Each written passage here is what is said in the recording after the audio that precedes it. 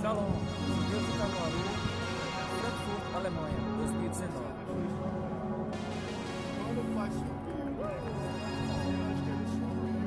Vamos falar um pouco sobre Frankfurt. Os francos, um dentre os povos que habitavam a Europa pré-cristã, juntamente com os celtas, gauleses, bretões e vikings, dentre outros. Buscaram regiões para se estabelecerem e encontraram este lugar, um rio chamado Meno, cuja nascente se localiza no norte da Baviera, na região francônia. O rio Meno era navegável em boa parte de seu percurso, e os francos escolheram um val, parte rasa do rio, bastante para se atravessar a cavalo, para ali se estabelecerem. Em sua língua, a palavra val se pronuncia furt, daí o nome da atual cidade, Frankfurt, que quer dizer o Val dos Francos. Hoje em dia, Frankfurt se encontra estabelecida em um estado alemão chamado Hesse, que fica na região central do país. Apesar do termo gueto ter se originado de uma designação italiana para o bairro judaico de Veneza, que foi criado em 1516 pelas autoridades venezianas para obrigar os judeus da cidade a lá viverem. Este termo se tornou hegemônico, sendo adotado para nomear qualquer bairro judeu criado em qualquer lugar para a segregação dos judeus durante os séculos XVI e XVII. Diversas autoridades, desde aquelas ao nível municipal até o imperador austríaco Carlos V, ordenaram a criação de outros guetos para colocar os judeus nas cidades de Frankfurt, Roma, Praga e várias outras. Assim, Frankfurt foi uma das cidades a albergarem em seu seio os primeiros guetos da história judaica e europeia. Shalom.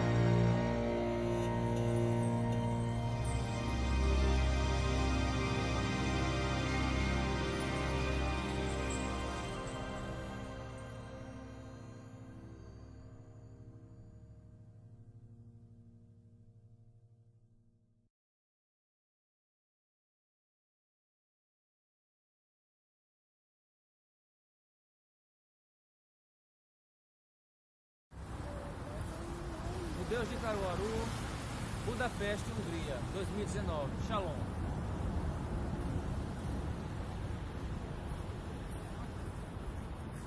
Vamos falar de Budapeste. Budapeste também teve o seu gueto, o gueto de Budapeste. O gueto de Budapeste foi um gueto na Hungria onde os judeus foram forçados a morar durante a Segunda Guerra Mundial. A área consistia de diversas quadras do antigo quarteirão judeu da cidade, em torno da sinagoga principal, esta que vocês estão vendo aí. Foi rodeado por cercas altas e muros de pedra que eram vigiados para evitar a entrada de contrabando e a fuga de moradores. A ocupação nazista de Budapeste, Operação Margaret, teve início em 19 de março de 1944. O gueto foi estabelecido em novembro do mesmo ano, durando menos de 3 meses, até a liberação da cidade em 17 de janeiro de 1945 pelo exército soviético durante a Batalha de Budapeste. Assim como aconteceu com outros guetos organizados em outras regiões da Europa, sob ocupação nazista, a área foi completamente isolada do mundo exterior. O fornecimento de alimentos foi cortado, lixo e dejetos não eram recolhidos. Os mortos jaziam nas ruas empilhados em locais bombardeados e os prédios ficaram superlotados, levando à disseminação de doenças como o tifo. Mais da metade daqueles forçados a viver no local em 44 foram enviados para campos de concentração, prática que começou na mesma época do estabelecimento do gueto. Esta ocupação e a libertação, a população judaica de Budapeste foi reduzida. Esta ocupação e a libertação, a população judaica de Budapeste foi reduzida a 200 mil, de 200 mil para 70 mil. Shalom. Judeus de Caruaru, Shalom. Esta é a grande sinagoga de Budapeste, na Hungria. Famosíssima.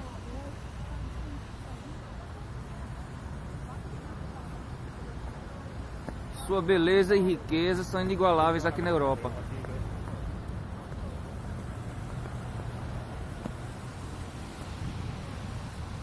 Era ao redor desta sinagoga que se estabeleceu os guetos dos judeus na época nazista. Shalom. Essa é a grande sinagoga, famosíssima, a maior de todas aqui na Europa. Budapeste também teve o seu gueto, o gueto de Budapeste, que ficava ao redor, no entorno aqui dessa sinagoga. Foi um gueto na Hungria onde os judeus foram forçados a morar durante a Segunda Guerra Mundial. A área consistia de diversas quadras do antigo quarteirão judeu da cidade, em torno da sinagoga principal. Era rodeado de cercas altas e muros de pedra que eram vigiados, para evitar a entrada de contrabando e a fuga de moradores. A ocupação nazista de Budapeste, Operação Margaret, teve início em 19 de março de 44. O gueto foi estabelecido em novembro do mesmo ano, durando menos de 3 meses, até a libertação da cidade em 17 de janeiro de 45, pelo exército soviético, durante a Batalha de Budapeste. Assim como aconteceu com outros guetos organizados em outras regiões da Europa, sob ocupação nazista, a área foi completamente isolada do mundo exterior. O fornecimento de alimentos foi cortado, lixo e dejetos não eram recolhidos, os mortos jaziam nas ruas e empilhados em locais bombardeados, e os prédios ficaram superlotados, levando à disseminação de doenças como a tifo. Mais da metade daqueles forçados a viver no local, em 44, foram enviados para campos de concentração, prática que começou na mesma época do estabelecimento do gueto. A população judaica de Budapeste foi reduzida na época de 200 mil para 70 mil. Shalom. Shalom.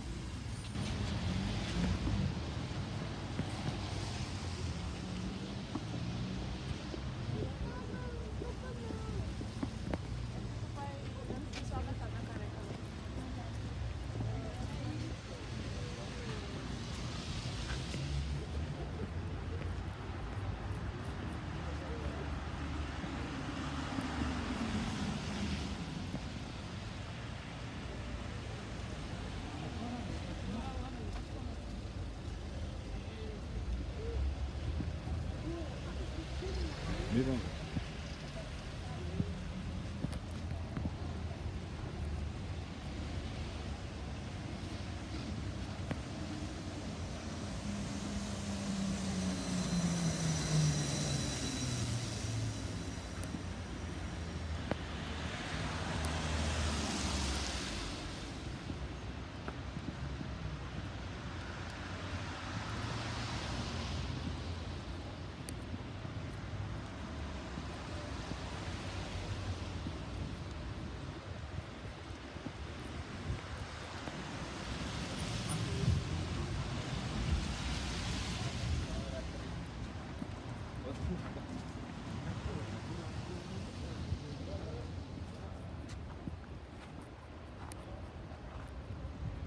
Aqui neste local, segundo o que nós percebemos aqui nas imagens de fotografias e documentários aqui nas colunas, está estabelecido um cemitério de vítimas do Holocausto.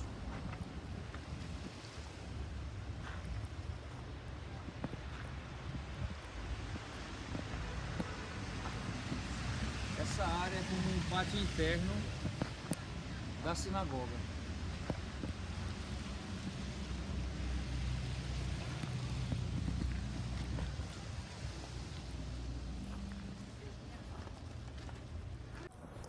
Catedral de Budapeste, na Hungria.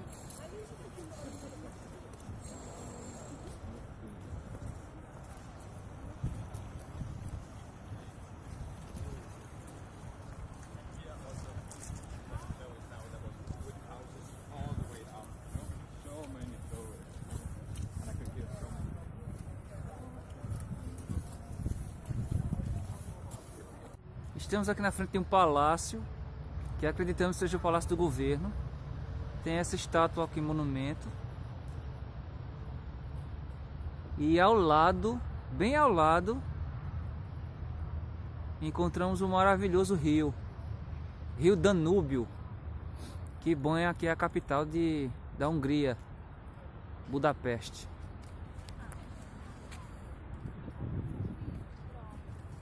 Sigamos furando as paredes.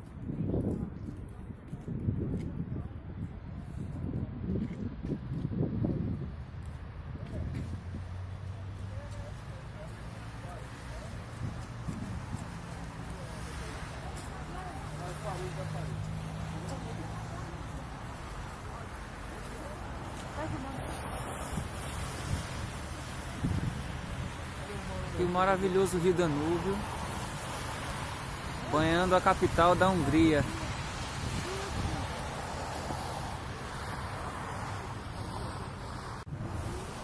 Judeus de Caruaru, Budapeste, Hungria, 2019. Estamos aqui às margens do Danúbio, onde aconteceu o massacre aqui de uma parte da comunidade judaica que existia na época do nazismo. E aqui eles fizeram um memorial fixando os calçados daqueles que morreram afogados aqui no rio Danúbio, que foram afogados aqui no rio Danúbio. A história conta que eles eram amarrados uns aos outros e jogados no rio. À medida que um caía, puxava o outro e todos se afogavam. E milhares morreram aqui assim. Então recolheram os calçados das vítimas e muito tempo depois foi feito esse memorial.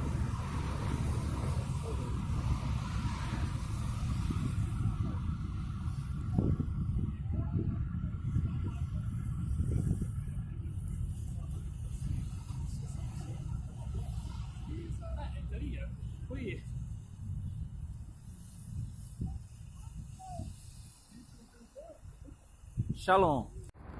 Estamos aqui na Praça dos Heróis. Oi, filho. Rapaz, esse negócio aqui é fantástico. Eu não sei nem descrever a beleza do lugar. É uma praça famosa aqui.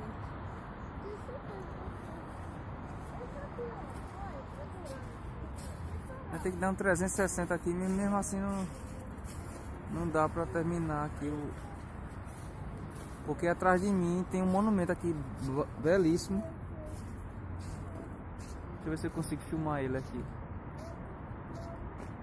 É um monumento belíssimo. Eu tenho que mostrar isso mais de longe para vocês entenderem aqui a grandiosidade.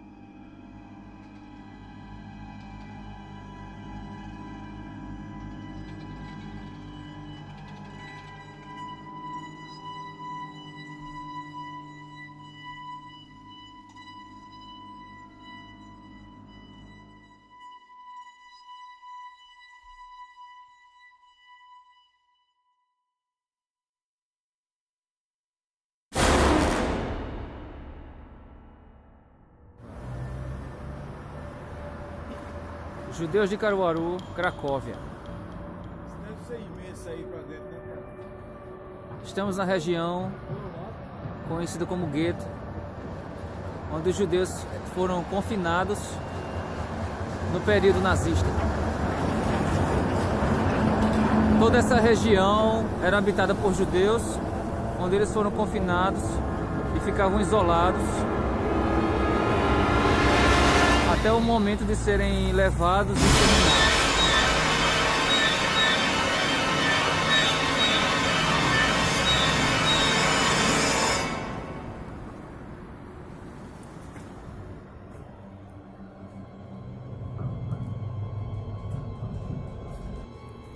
Finalmente, Auschwitz, Judeus de Caruaru, Cracóvia, 2019.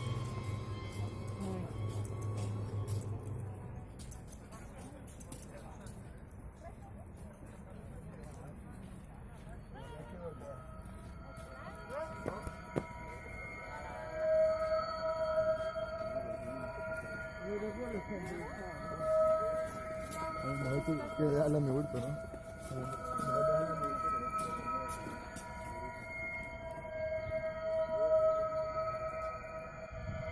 Judeus de Caruaru, Birkenau, próximo a Cracóvia. Shalom.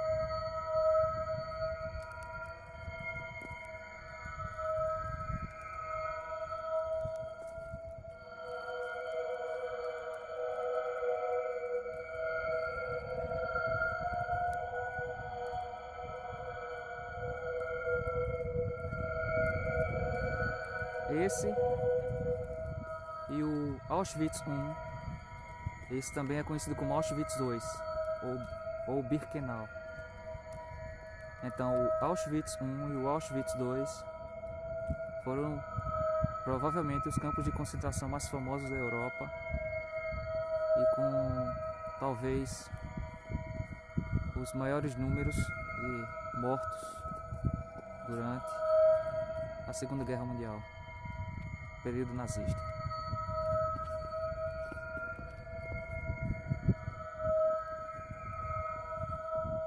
Local de reflexão, tristeza por aqueles que se foram.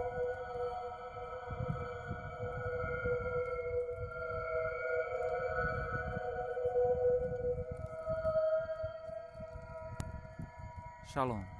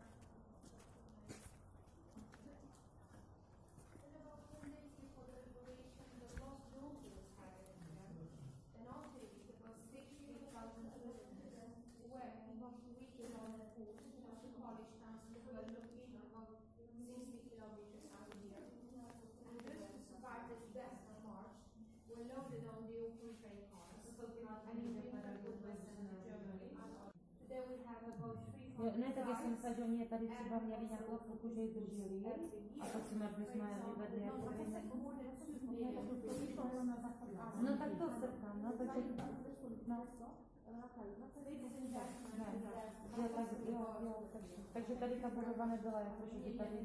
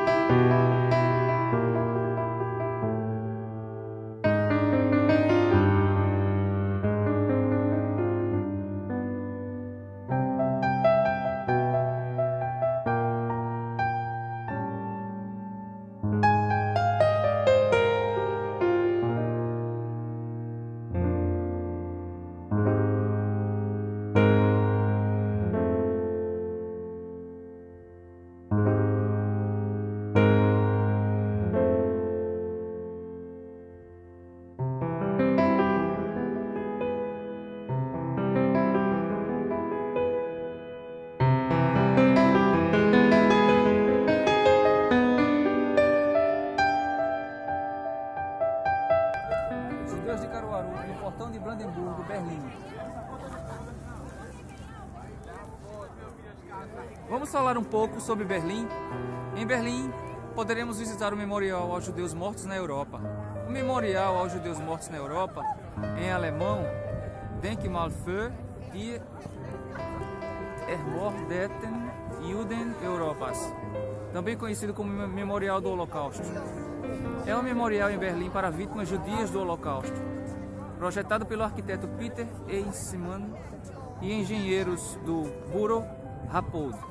Consiste de uma área de 19.000 metros quadrados, coberta com 2.711 blocos de concreto, parecendo um campo ondulado de pedras. Os blocos, de largura e altura variada, de acordo com o texto do projeto de Eisenman, os blocos são desenhados para produzir uma intranquilidade, um clima de confusão, e a escultura toda ajuda a representar um sistema supostamente ordenado e que perdeu o contato com a razão humana.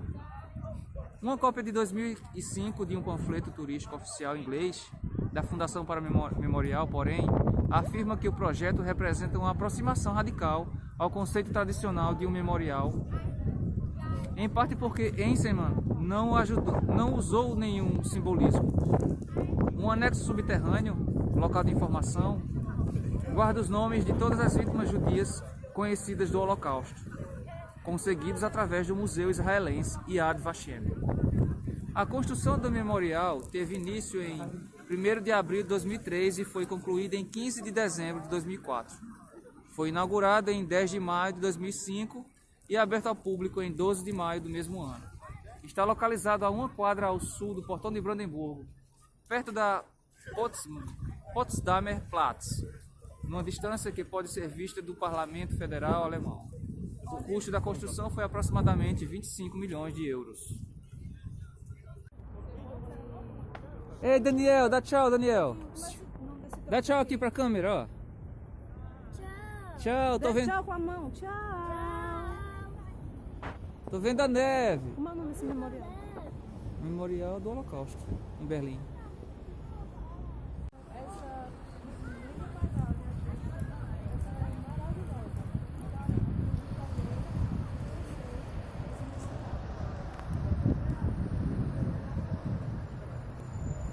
Daniel?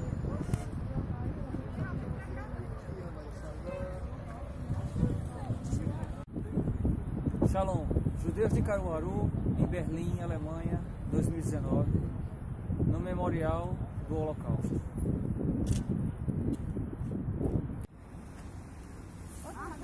Ei, valeu, não foi? Aqui, tá?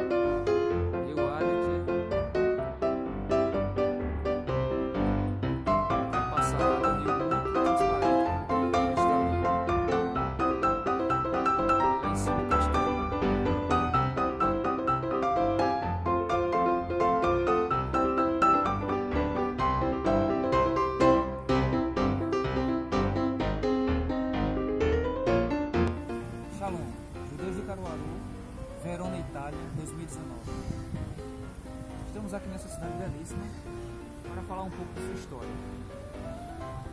Verona é uma capital provincial, localizada no sopé das colinas Lecine e não muito longe da boca do Vale Adige. Foi fundada pelos gauleses em 105 a.C., tornou-se um município romano em 49 a.C. e em 1136 tornou-se um município livre, fazia parte da Liga Lombarda. Em 1387 foi absorvido pelo Visconti e depois em 1405 por Veneza, sob o qual permaneceu à entrada das tropas napoleônicas em 1796. A presença judaica em Verona se dá muito cedo, mesmo nos tempos romanos. Alguns historiadores acreditam que os judeus, após sérios conflitos com a população católica de Ravenna, abandonaram a cidade, refugiando-se em Verona, que na época estava sob o domínio de Teodorico, 522.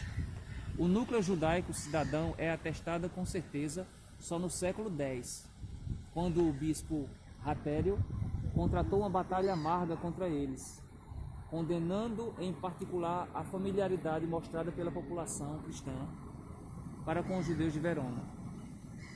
Isso graças à conivência pacífica com os governantes.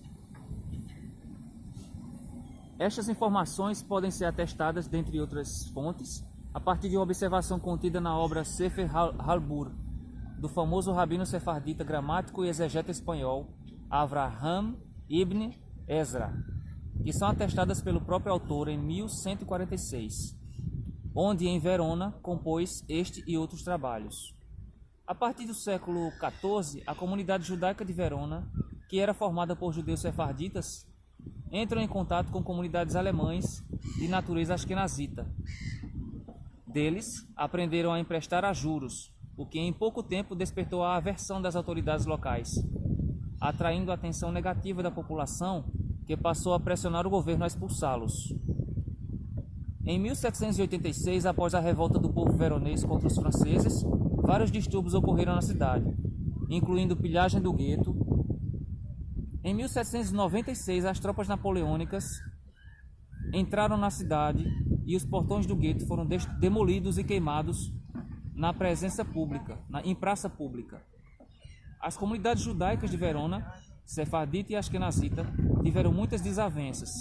Os choques culturais de ambos os ramos se tornaram acirrados, e no final das contas, as duas comunidades se transformaram em três: sefarditas, askenazitas e os chamados judeus gerais. E consistia de uma comunidade mista, composta por judeus sefarditas e askenazitas, conjuntamente. Essa comunidade formada pelos judeus eram hostilizados pelos sefarditas, por se deixarem assimilar pelos costumes askenazitas, e eram hostilizados pelos askenazitas por serem acusados de se deixarem assimilar pelos costumes sefarditas.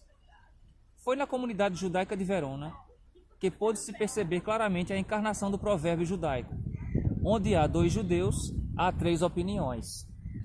Shalom.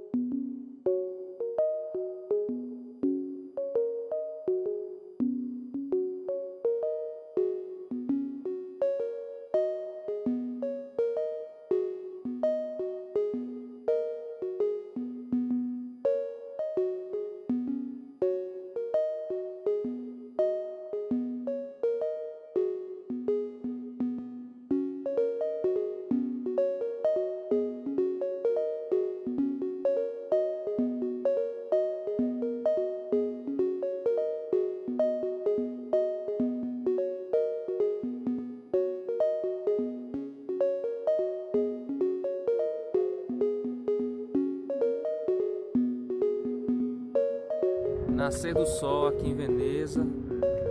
Que horas são? Às 8 horas da manhã, mais ou menos.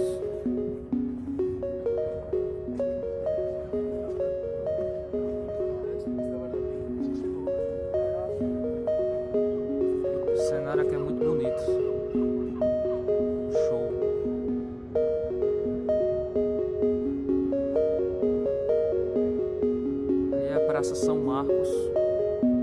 Piazza San Marco, como eles chamam aqui.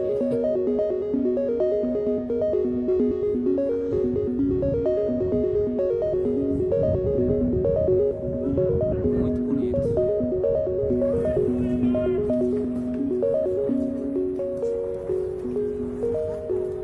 E aí, pessoal, estamos aqui à beira dos canais aqui de Veneza,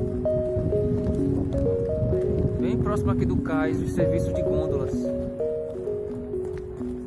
Muito legal aqui o lugar, muito bonito.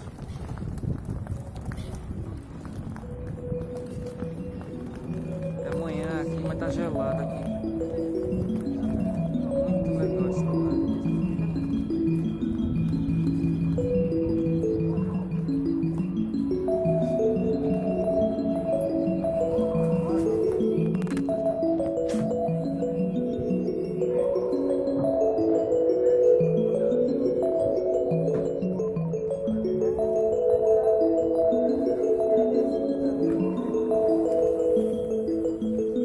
Estamos aqui nos canais de Veneza, abismado com a maravilha aqui.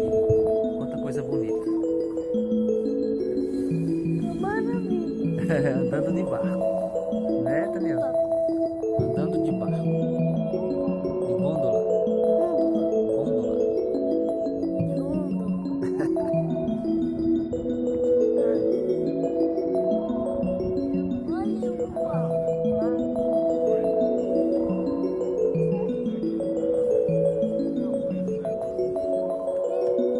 Ei, ó a foto.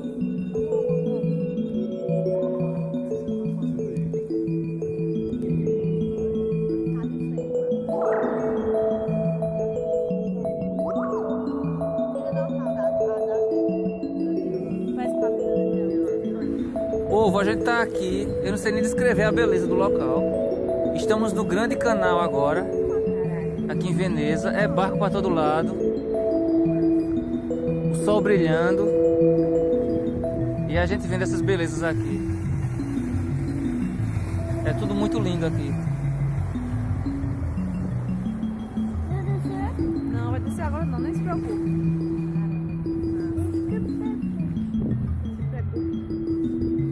Não se preocupe. Vou fazer minha live. Minha live no Judeus de Caruaru, Veneza, Itália. Shalom. Vamos falar um pouco sobre Veneza. Há 500 anos, no dia 29 de março de 1516, a Sereníssima República de Veneza determinou que os judeus eram obrigados a viver numa área delimitada, que passou a se chamar de gueto. Os judeus de Veneza lá viveram durante quase 300 anos, até 1797, quando os muros foram derrubados por Napoleão. O gueto de Veneza, em italiano, gueto, era uma zona de Veneza no bairro Sestiere de Canareggio. O nome gueto é uma deformação do veneziano gueto, que significa fundição, já que o bairro foi construído no lugar de uma antiga fundição. A residência nesse bairro foi imposta e reservada aos judeus na época da República de Veneza. O bairro foi crescendo, juntando-se ao gueto novo, 1516, ao gueto vecchio original e em 1633 o gueto novíssimo. É neste bairro que se encontram os prédios mais altos de Veneza. O gueto, depois de ter sido sempre um dos bairros mais modestos de Veneza, foi reabilitado no final do século XX. O termo genérico gueto provém do nome deste bairro veneziano. Dentro do gueto, no perímetro composto por 3 bairros interligados, Gueto Nuovo, Vecchio e Nuovissimo, os judeus criaram uma comunidade heterogênea, composta por italianos, franceses, asquenazitas, levantinos, espanhóis e portugueses, assim como conversos e visitantes chegados de todas as partes do mundo judaico. A falta de espaço era um problema geral. O recente estudo arquitetônico ressalta o fato de que, durante alguns períodos, não haver espaço suficiente para todos os seus habitantes se deitarem ao mesmo tempo. Segundo os dados mais conservadores, pois há quem sugira números que chegam ao triplo destes. Em 1560, havia 1.424 judeus vivendo no gueto. No século seguinte, esse número teria chegado a 1.600. Impossibilitando de se expandir horizontalmente, o gueto cresceu para cima. Os prédios tornaram-se mais altos e os apartamentos menores.